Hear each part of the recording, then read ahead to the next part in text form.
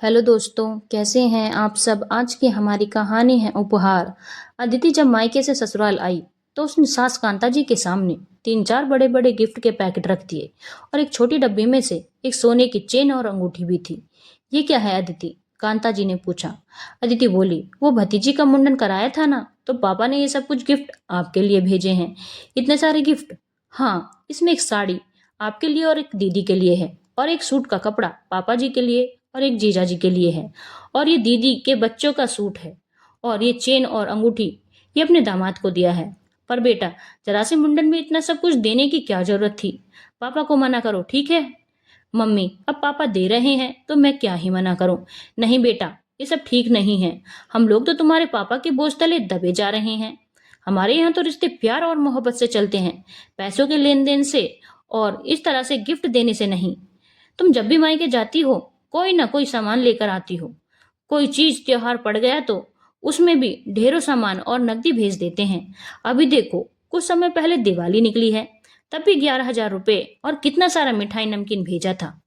हमने मना भी किया था, अब बस बहुत हो गया। अब तो तुम्हारी शादी के भी 8 महीने हो रहे हैं। बस करें, कितने तोहफे भेजेंगे, मगर मैं कैसे उनको मना करूं, समझ नहीं आता। रमाकांत जी के दो बच्चे थे, एक बेटी अदिति और एक बेटा दीपक। दीपक की शादी पहले हो चुकी थी। वो भी एक गरीब घर की लड़की से शादी की थी, जिनके पास देने को कुछ नहीं था। शादी के सभी कार्यक्रम, यहाँ तक कि बारात की आव भगत में भी रमाकांत जी ने पैसे लगाए थे, तब जाकर शादी संपन्न हो पाई थी। लड़की बहुत सुशील और अच्छी थी, तो पसंद आ गई थी, और बहुत सुंदर भी। वाकई बहू बहुत अच्छी निकली। जब भी बहू दिव्या के मम्मी पापा दिव्या से मिलने उसके ससुराल आते तो मिठाई वगैरह लेकर आते। रमाकांत जी को उनकी परिस्थिति मालूम थी, तो वो दिव्या के पापा को मना करते थे कि आप कुछ भी उपहार लेकर मत आया करो। रिश्ते उपहार से नहीं, प्यार मोहब्बत से आगे बढ़ते हैं। आपने बहुत सुशील और सुघड़ बेटी दी है हमें, और क्या चाहिए। हम अपनी बहू से बहुत खुश हैं। आप वैसे ही बेटी से मिलने जुलने आइए, लेकिन ये सब सामान लेकर मत आइए। शुक्र है कि आप जैसे लोग, नेक लोग मिले हैं हमें। बिटिया, अपने सास ससुर का बहुत ध्यान रखा करो, अच्छे लोग हैं। अच्छा, अब हम चलते हैं। रमाकांत जी के पास कोई नौकरी नहीं थी और न ही कोई बिजनेस। वो तो बस शेयर मार्केट का काम करते थे। शेयर बाजार भी जब अच्छा हो गया तो अच्छा, नहीं तो फिर ऐसे ही चलता था। बस घर का, शादी ब्याह का, रिश्तेदारी का सब कुछ उसी से चलता था। बेटे की शादी के 2 साल बाद बेटी अदिति की शादी हुई। अदिति थोड़ी सांवली थी। सांवली क्या, थोड़ा ज्यादा ही रंग दबा था, इसलिए बहुत परेशानी हो रही थी शादी में। और फिर बहू पसंद करने गए हैं, तो बहू तो सुंदर और आकर्षक होनी चाहिए ना, बेटा चाहे जैसा हो। एक आध जगह उसकी शादी पक्की भी हुई, तो रंग को आड़े हाथों लेकर पैसों की मांग बहुत ज्यादा रखी गई, जिसको रमाकांत जी पूरा नहीं कर सकते थे।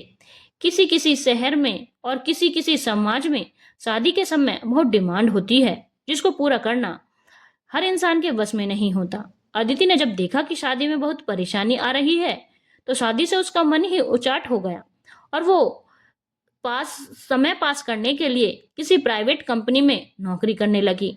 वहां उसके साथ निकुंज नाम का एक लड़का भी काम करता था। दोनों का एक ही काम था। दिन के 10 घंटे साथ साथ ही रहते थे। इस तरह साथ साथ रहते कब दोनों के मन में प्यार का अंकुर फूट पड़ा, पता ही नहीं चला। घर में अदिति के शादी के लिए परेशान रमाकांत जी और सरला जी को कुछ पता ही नहीं चला कि अदिति निकुंज के प्रेम में पड़ गई है। अदिति घर पर रोज रोज के ड्रामे से परेशान हो गई थी। करीब रोज ही ये सिलसिला चलता था कि घर में कोई शाम को आ रहा है, और अदिति को बना सवार कर बैठा दिया जाता। बाकी सब कुछ तो ठीक है, लेकिन लड़की का रंग बहुत दबा है। वैसे नैनक्स अच्छे थे, अदिति के पढ़ी लिखी भी थी, एमबीए किया हुआ था। रमाकांत जी पैसा भी ठीक ठाक खर्च कर रहे थे। बस अदिति सांवले रंग से मात खा जाती थी। बहुत ज्यादा मांग, 30-40 लाख तो रमाकांत जी पूरी न कर सकते थे। इसी बीच अदिति के मामा की लड़की की शादी आई, और अदिति डांस बहुत अच्छा करती थी। अदिति के मामा की लड़की कोमल की सगाई के समय कोमल के पति के साथ कुछ दोस्त भी आए थे। फिर लेडीज संगीत के प्रोग्राम में पति का वो दोस्त फिर आया था, कुछ सामान लेकर। उसने अदिति को डांस करते देखा तो वो उसका दीवाना हो गया। अब वो किसी न किसी बहाने से घर आता रहता, और अदिति कोमल के साथ होती थी तो उसे मुलाकात का बहाना ढूंढ लेता। वो अदिति को पसंद करने लगा। अविनाश अदिति के सांवले रंग पर ही मुग्ध हो गया। कोमल की शादी निपटने के बाद अविनाश ने कोमल से कहा कि अपनी सहेली अदिति से मेरी शादी करवा दो। सच में अविनाश? कोमल चौंक गई। और हाँ, मैं उसे पसंद करने लगा हूँ। अब कोमल अविनाश का प्रपोजल लेकर बुआ फूफा के घर गई और जब सब बातें बताई तो रमाकांत जी और सरला जी को जैसे विश्वास ही नहीं हो रहा था। लेकिन तब तक अदिति निकुंज के प्रेम में पड़कर बहुत आगे बढ़ चुकी थी और बस वो मौके की तलाश में थी कि कब घर का माहौल अनुकूल हो और वो निकुंज से शादी की बात घर में करे। इधर रमाकांत जी कोमल के कहने पर सरला जी के साथ अविनाश के घर बार देखने पहुंच गए।